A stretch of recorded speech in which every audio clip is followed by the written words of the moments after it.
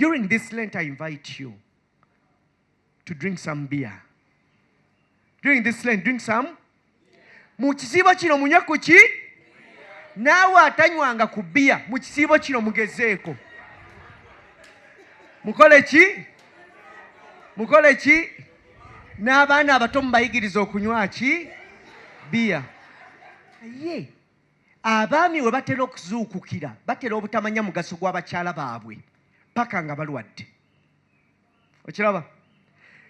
You can easily take your wife for granted until you find yourself in a fix that only your wife can be there for you. Okiraba?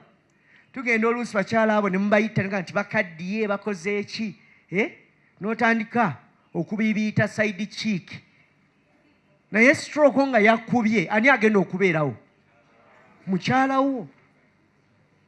Mukyala wo yagenda okubeerawo. Kati ate gwe bw'obeera nga oli side cheek. Tebabayita side cheek, babayita side dish. Bw'oba nga oli side dish, when do you think your full menu will come? Ng'okyali kabebenu ku menu y'abalala. Don't become a side dish on someone's menu. Open your heart to God and He'll bring your full package, okay? Bw'onoobeera side dish y'abalala, menu yo tejja kutuuka. Muwulidde? Kyabamma ngamba, Father, tunaabajjawo abasajja nga batono. Tuli batono naye owajja kuba mu batono ki? Batono abo. Naye bw'onookwatira ku w'omulala, n'owuwo ajja kubula. Amina. Lastly, during this Lent, I invite you to drink some beer. During this Lent, drink some. Mu kisiibo kino munywe ku ki? Naawe atanywanga ku bbiya mu kisiibo kino mugezeeko. Mukole ki? Mukole ki? N'abaana abato mubayigiriza okunywa ki? Bbiya. Mukitegedde? Munywe ku ki? Munywa bbiya ki? Kilabu, Guinness, Tusker, Igo, engule. Kyonna kye munywa. Mukole eki? Ekigambo bbiya tukisiperinga tutya? B-E-E-R. Kati bbiya gwe mbagamba okunywa si ye ngule, si ye kilabu, si ye pilsina, si ye Igo. Naye bbiya gwe mbagamba okunywa, B, Bible. B stands for? Musome ku ki? Munywe ku kigambo kya Katonda. Munywe ku nsulo zaani? Ffe waffe, ze sitera kulaba nnyo TV naye tulina Father. Ye, kwe mmanyira buli ekigenda mu maaso. Era kwe mmanyira buli kazannya akaliko, kati akazannya akaliko nti ye pressure. Pressure. Kati naye osanga family ezimu nga ziraba pressure, ziraba nabbosa, ziraba kazannyo kyakalala akaliko. Kazannyo kyakali kubukedde. Wangi? Aha, family secrets. Kati osanga bali nga bo family yonna etuula eyagala okumanya ebiki? Naye lwaki mwagala okumanya ebyama ebifa muzaabalanga ezammwe ebibalemye okukola ki? Okugonjoola. Kiki muba mukola? Muweeyo n'akadde ebyammwe mubituuzeemu ani? Katonda. Musome ekigambo kya Katonda. B is for Bible. E, empathy. Empathy kye ki? Empathy kwe kulaba omuntu ali mu buzibu n'otosaasira musaasire wabula n'ofuba okulaba nti oyagala okukyusa enki. Kiringa w'onoosanga munno nga enjala ennuma n'akaabira enjala nga gwe okutta omummonde go nobambi ng'olabye n'enjala naye gwe n'ogenda ne weemaliramu omuki. Kati oba omulumiriddwa oba osaasira waaki? Muleke waakiri afe neki n'enjala tomunyega oba tookole ki? Oba toomujune. So empathy, tufube to be empathetic. Okay? E eyokubiri, Eucharist. Tufube obudde buno okugyamu ebyo byonna ebitulemesa okusanga Omukama mu Eucharistia. Tubeere n'ennyonta empya eya Eucharistia. R, R ngiyita R cubed.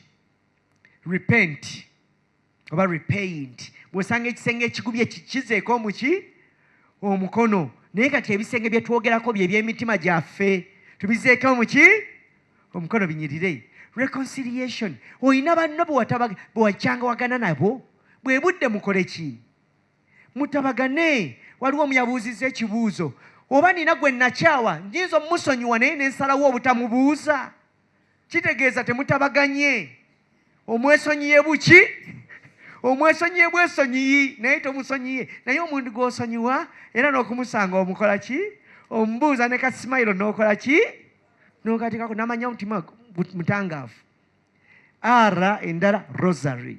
Nyaffe Bikira Maria tumwekwate muki? Musapule. Atujune atiyunge n'omwana we. Biya tumutegedde? Munaamunywa? B etegeeza ki? Ate ekigambo Bible kiri Bible kitegeeza basic instruction before leaving us. Basic instruction before leaving us. Ebyo Mukama byatuwa nga situnasomoka. E empathy. E R repent.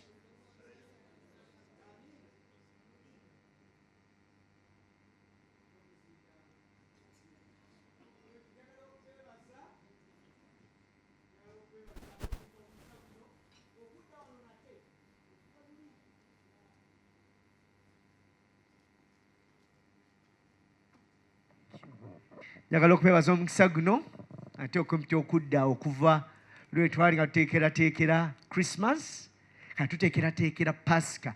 Pasika kikulu nnyo. So tuggule emitima gyaffe. Kristo ye yazaalibwa mu ffe luli ate azuukire mwani. Tusabe omukisa gw'Omukama. The Lord be with you. Bow your heads. Pour out a spirit of compunction, O God, on those who bow before your majesty. And by your mercy, may they merit the rewards you promise to those who do penance through Christ our Lord. And may the blessing of the Almighty God, the Father, the Son, and the Holy Spirit come down upon you and remain with you now and forever. Our Mass is ended. Go forth in peace, glorifying the Lord by your lives. Kati abagenda ku WhatsApp status nga munoonya status z'abalala mwembawadde status eyammwe eyaki? Eya bia. Mugende mugiteekeko abalala bamanyi bia w'ekisiibo. But thanks for that gesture of charity. But I will encourage, if you can also take your children, it is very good to teach them, because it also helps them appreciate the favors they have. Abaana baffe abasinga batwala ebintu for granted. Sikyo? Kati abamu bali mu bisulo, bali mu masomero malungi biki, naye tebamanyi bannaabwe ate bali biki. Kati bwe mubatwalako n'eyo batandika nabo okulaba nti bye mubakolera kubakweresa ate waliwo abatabikola ki. I remember visiting one family. I was in Australia. They had 7 children. Their last born, maama waabwe yafumba emmere. Omwana n'agaana okulya nti nze ebyo sibikola ki? Sibyagala. Taata we n'amugamba, gwe ogamba nti tobirya. Father John oyo gy'ava ewaabwe mu Uganda, abaana nene emmere baginoonya tebagikola ki? Omanyi akaana bwe kaagamba, it's not my fault. She was an 8-year-old. And you don't blame her because she has never been exposed to such. Naye bw'otwalayo omwana with that exposure, kitandika okubatendeka okufa ku balala. Ate buli lw'oyamba omulala, remember Matthew 25. Whatever you do for the least, you do unto the Lord. Era n'abamu njagala nkubuuze, gwe wakoma ddi okwejjusa? Toganya nakwana kuggwako nga togenzeeko mu ki? Mu penitensia osanga ekisa ky'Omukama.